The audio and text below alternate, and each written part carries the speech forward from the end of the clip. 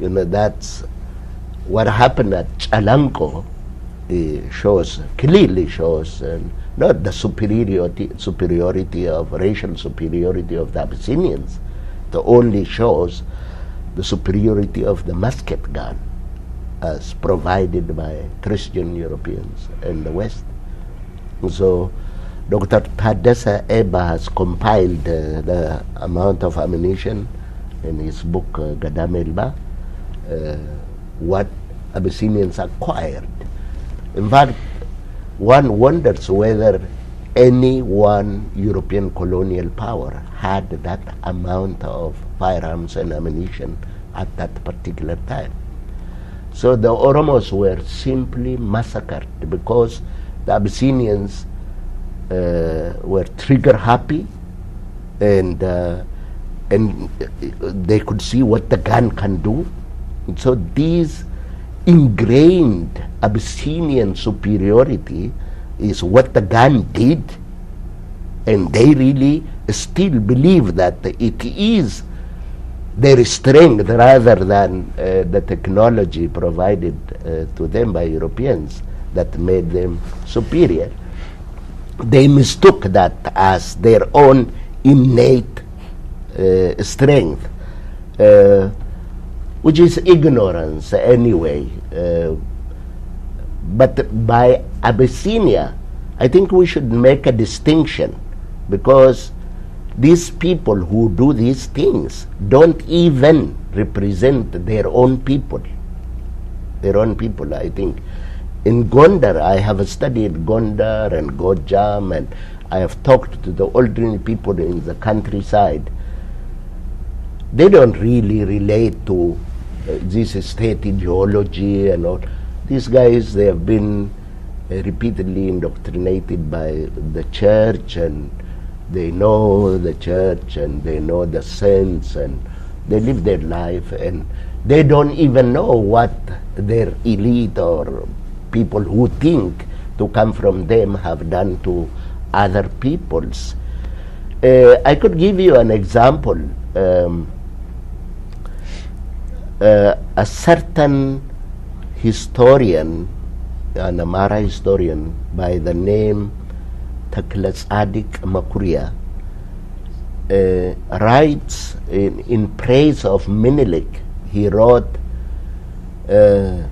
ጣሊያን ያልቻለውን ከመትሪየስ ጋራ እንግሊዝ ያልቻለውን ከአውሮፕላን ጋራ አባዳኛው ገብቶ በምንሽርና ባሮጌ ውዥግራ ለዘር አልተረፈም አለቀ ግምራ. Now this is an Amara historian writing.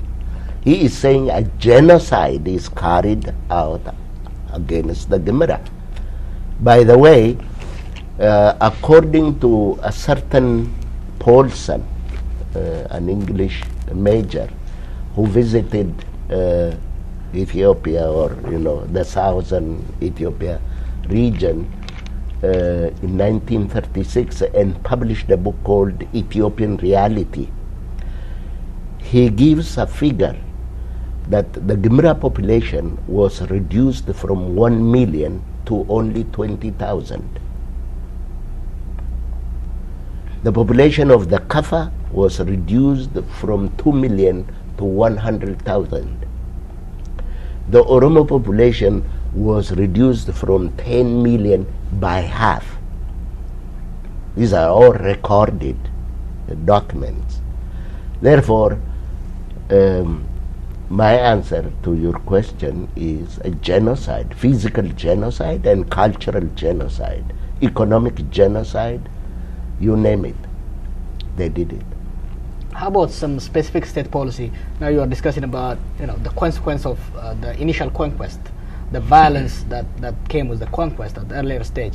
How about a specific state policy of cultural genocide or cultural repression that has been implemented by Menelik, Haile Selassie, the Derg, and the present government? Can you mention a few of those policies? There are even take what they say in Galana Gari Piazza Igabam. Galana Sagara Yadre Igamal. Kagala Gari Balla Baamatu Yakrawal. Lagala Napsabat, Diakon Machian Naso. ጋላና ምን ቤተ ክርስቲያን ውሻ ቤተ ክርስቲያን አይገባም። You know, the abuse of the gala is like a policy. It's unwritten policy. What's the objective? Why? The objective is to break, reduce you.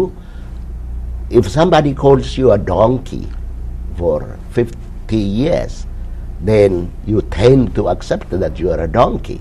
You know, the gala is always opposed to the Abyssinians are. There is this dichotomy: the civilized, the barbarian, the settled, the horde, nomad, the highland, the lowland, the Christian.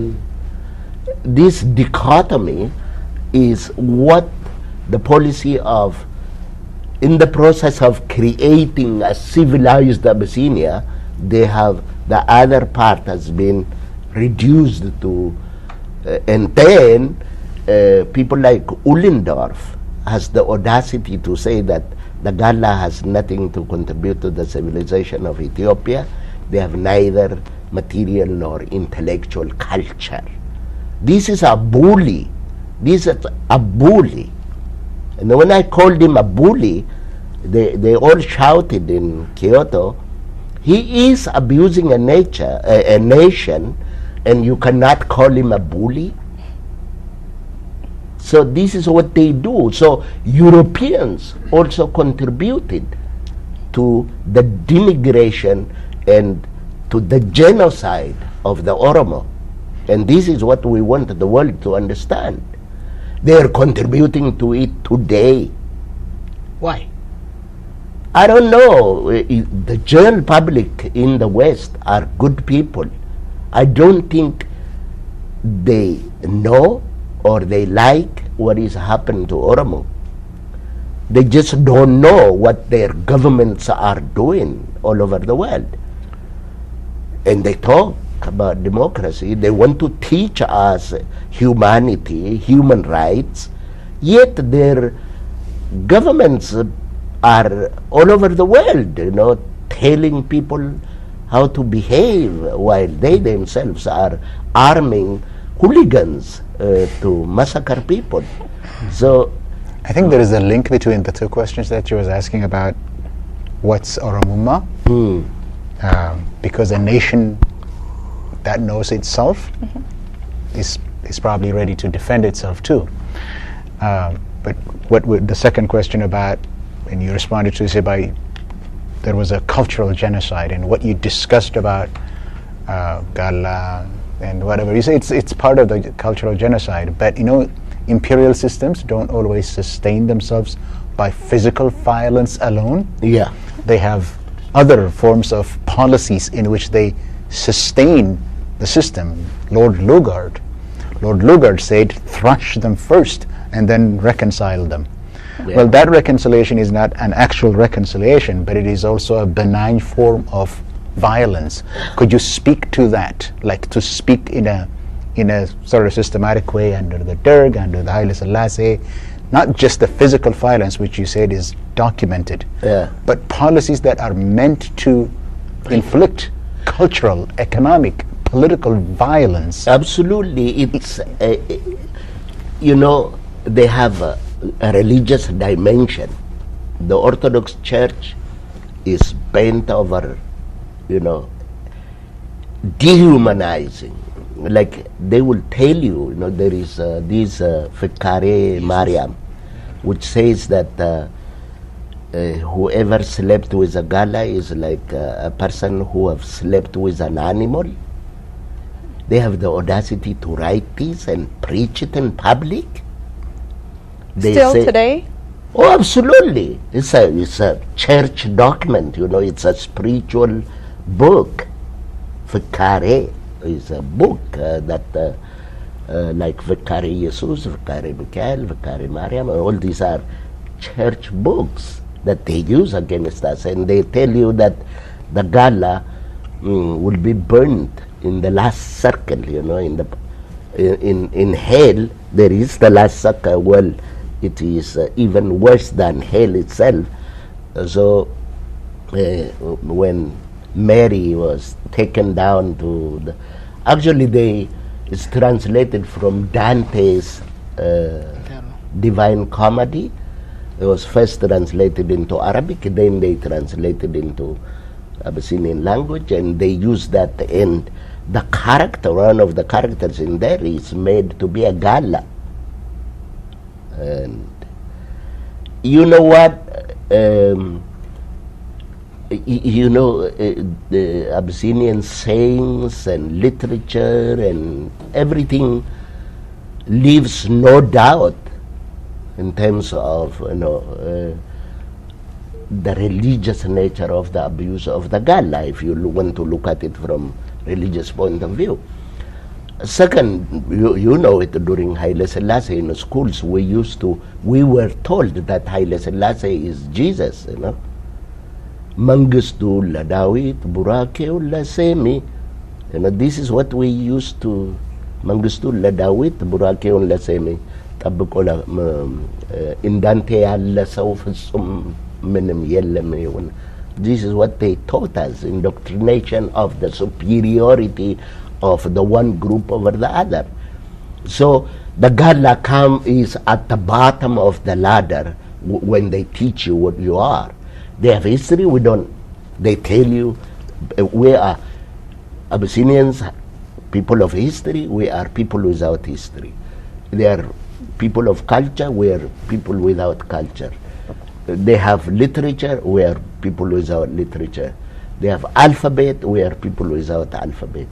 They are the civilized, sedentarized people, we are the nomadic hordes that invade their space and kill people at will. And these are all fabrications, and they are meant to psychologically dominate you, and basically it's a genocide, it's a psychological war waged for over 100 years now, and they don't stop it. And we have seen it under Haile Selassie.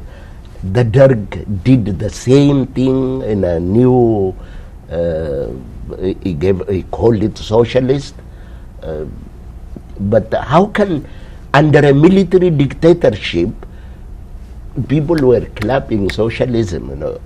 Who said that and the West were amplifying, saying, calling Mengistu a communist government?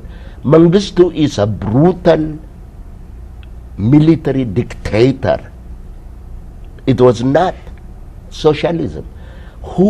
If you were to do research, and which I encourage young Oromos to do, who were the people really that Mengistu killed? Now, the Red Terror, a friend of mine who is now the late Jean-Pierre, his name is Jean-Pierre, he's been doing research on this Red Terror. And according to him, 80% of the people that died in both Red and White Terror were Oromos. 80%. So they would use any excuse to, and the idea, what they do is to, if there is an Oromo who happens to be emerging as a leader, they target him. They will either assassinate the character, they would get rid of him physically. This is a common practice. This is what we have lived in Ethiopia, and they tell us Ethiopia. And how can you be an Ethiopian when the system itself excludes you and doesn't allow you? If my grandfather was not able to be an Ethiopian, why should I wait for another 100 years to be an Ethiopian? It simply means that there is something wrong with this Ethiopia that cannot digest the Oromo.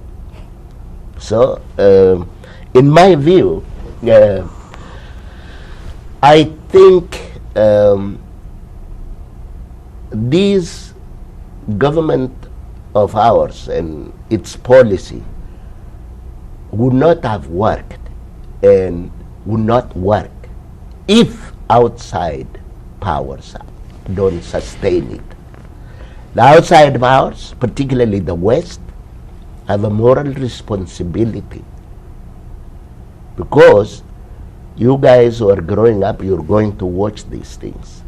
Today they watch as Oromos are dispossessed of their land in the name of development, investment in the name of, and you know what is the paradox is, as Oromia develops, Oromos are impoverished.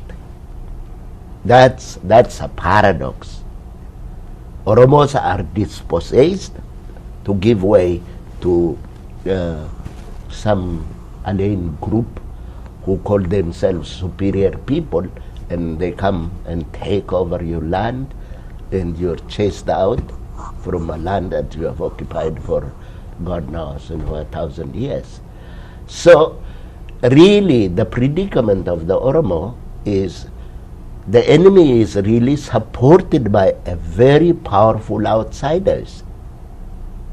And how can people who are denied proper modern education, proper health, modern health service, proper basic service in the country, put up with mighty powers that fly tanks and fire launchers and missiles, and all these are provided by your government, if you like, you know. And earlier you mentioned the inability of Ethiopia to digest, as the word used, or incorporate or integrate the Oromo into its self, its identity. Yeah. What is Ethiopia? What is the Ethiopian identity? And why is that identity, and after you define what this Ethiopian identity is, why is it unable to integrate? Why is the Oromo, your grandfather and you, are yet to be able, and or unwilling for that matter, to be Ethiopian? What happened? You know, and I'll tell you what they teach us in the school then. What they teach us in the school is like Ethiopia is divided into two. There are people of what they call Semitic descent and people of African descent. People of Semitic descent count their genealogy through Queen of Sheba, King Solomon, and all these romantic affairs between these. And then people of African descent are inferior, innately inferior. This is what the church preaches, because they use the Hamitic myth again. You know, Oromos are, according to the Orthodox Church, which they still preach in their churches, Oromos are descendants of Ham, and Ham was cursed, and therefore it is the wish of their father Noah and the will of God that we should be slaves to our brothers who are Semites. That's what they teach us. So so this is the ideological dimension. Mm-hmm. The economic dimension is that the Gala actually doesn't own land. It's like the Gala is an invader. He just arrived from nowhere during 16th century, and in fact brought darkness to magnificent civilization of Abyssinia. This kind of nonsense is still being taught in the schools. That's why when they displace Oromo from his land, it's biblical. It's biblical. It's a reclamation of the land that they lost during the 16th century. So modern colonial empire that we see now is a reclamation of a state that previously existed and only disrupted by these barbaric Galla invaders. These are the kind of terminologies that they use. And I don't think this is going to bring about peace and development. Let me just ask, how is it that for Ethiopian elites, on the one hand they have been preaching Ethiopian unity, and on the other hand are completely unwilling to do away with these myths that are essentially dehumanizing? Yeah, but when they talk about unity, they're actually, they have already given everybody a place. They've assumed their place, which is a higher chair, which the ideology has already defined. They are superior because of this descent ideology, and you are inferior and subordinate because of this descent, African descent. In Ethiopia, let me tell you, when they see a black man, they call him Shanko. Actually, as far as I know, Shanko is the name of a black dog. So, if a people have the audacity to refer to a human being as a black dog, then there is no limit. There is no limit to how far they can go. And the world should realize what is going on over there and actually stop them for their own good. For their own good. Because when it gets out of hand, everybody would be a loser. We have seen it in Somalia. It has destroyed the country. We have seen it in Rwanda. All these, the superiority of the Tutsi. That's what it generated, a genocide. And I'm worried. I worry all the time because I want us to challenge each other with words rather than with swords. But if they delay it for too long, it could be very bad. It could be bad for everybody.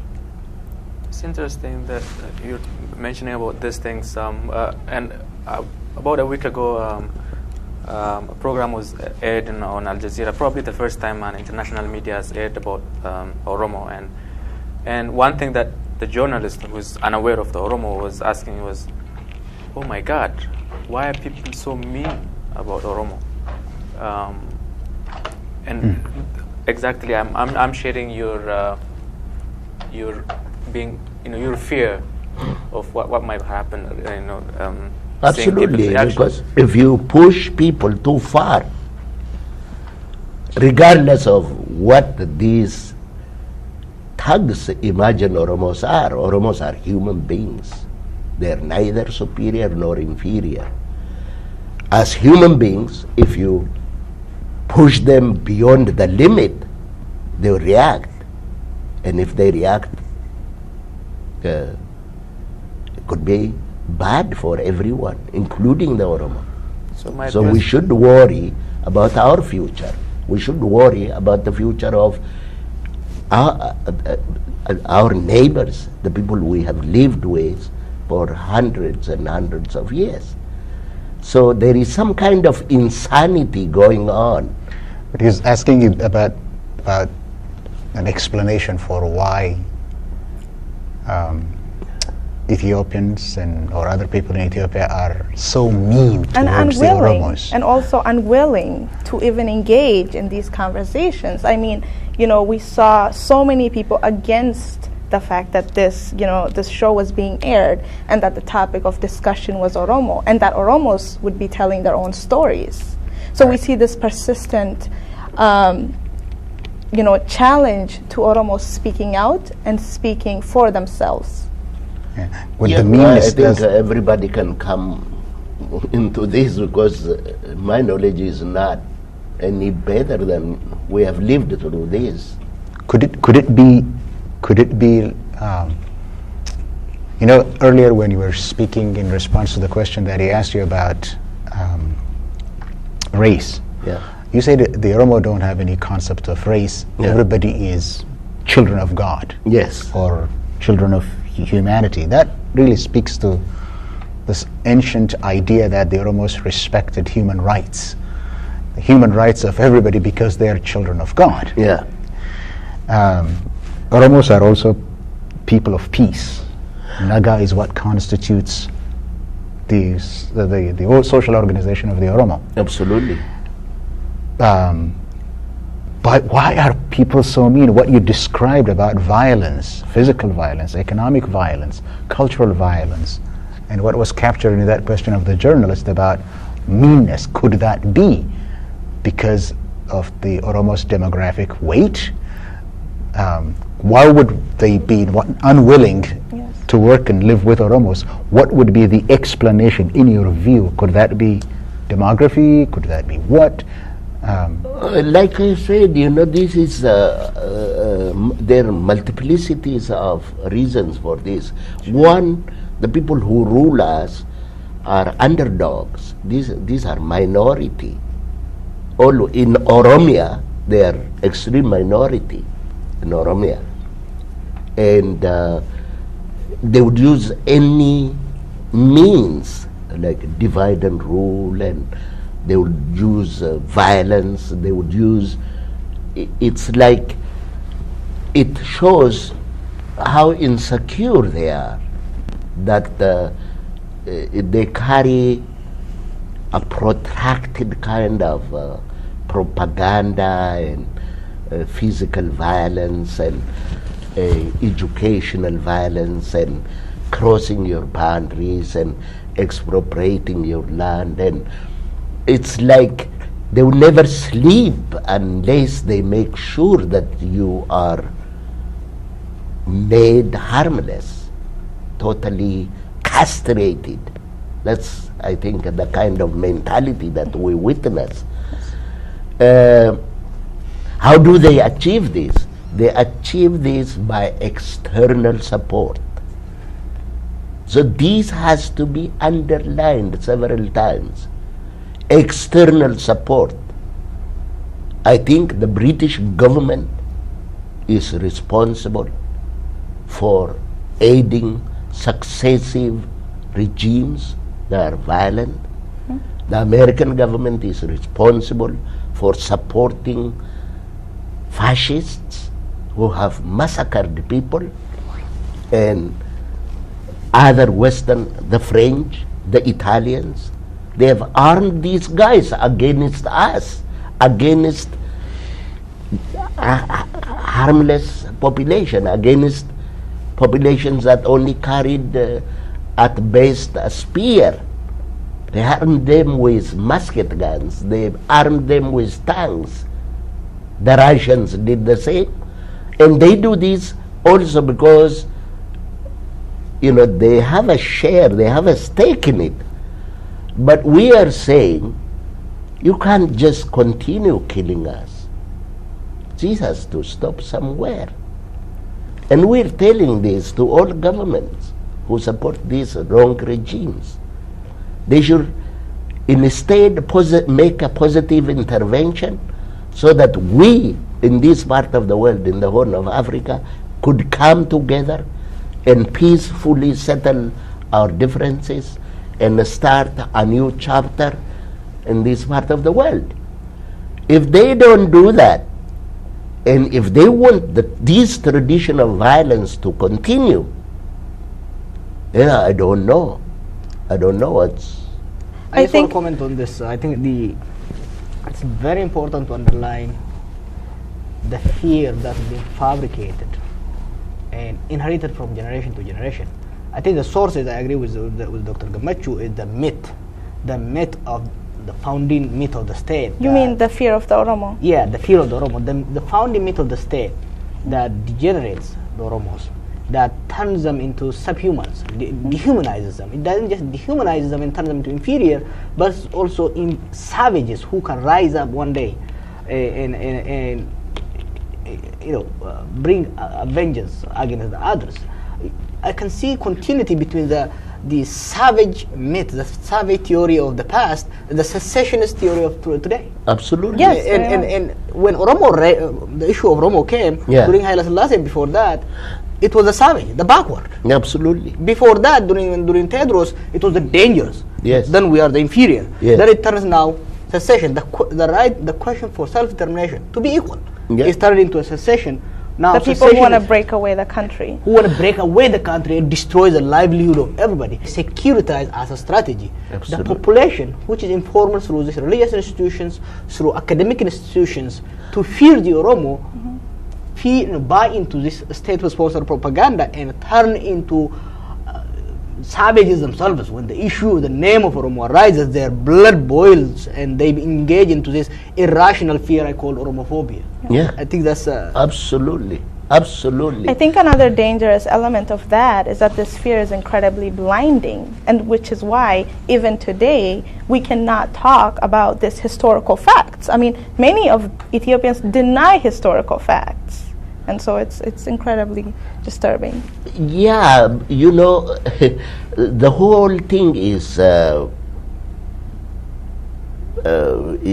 based on and derives from self-denial. You know, Ethiopia has written a history that is not really Ethiopian. They have written the history of Queen of Sheba, King Solomon, and they talk about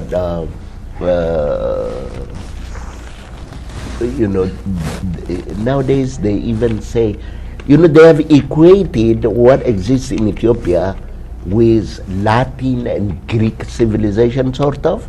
They placed it, they have given it a place, while we are considered barbarians. So what they say is, every time Oromo complains that, you know, life is repressive, they say, oh, they're going to destroy this civilization, civilization that doesn't exist.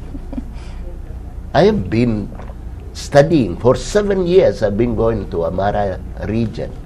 The Amara region suffer from the same disease, from the same illiteracy, from the same. I just give you this. You know, this is a very interesting experience. In Ethiopia, they want to portray like the north is literate, the south is illiterate.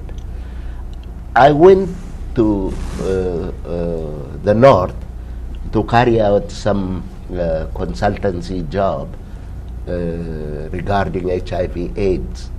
So when they asked me how we should go about it, I was equally ignorant. I said, they told me that in Eastern Gojam zone, there were 51,000 priests. And I said, this is good. So, you know, in HIV, there is what they call education, information and communication, EIC. Material. We produce EIC material in Amharic, and I said we give it to the priests. Let them teach in all the churches. And then the guy told me, these priests don't read and write. And I found out that this is really a crime. While in history department they tell us that, you know, the North have had alphabet for 3,000 years, here even the priest who is supposed to be literate doesn't know how to read the symbols. It's a memory, he repeats from memory. So, you know, the oppressive nature of this system is not really limited to Oromo alone.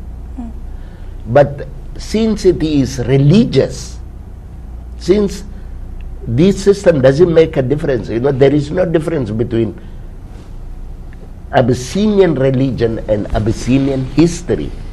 Old Testament is their religion and it's also their history.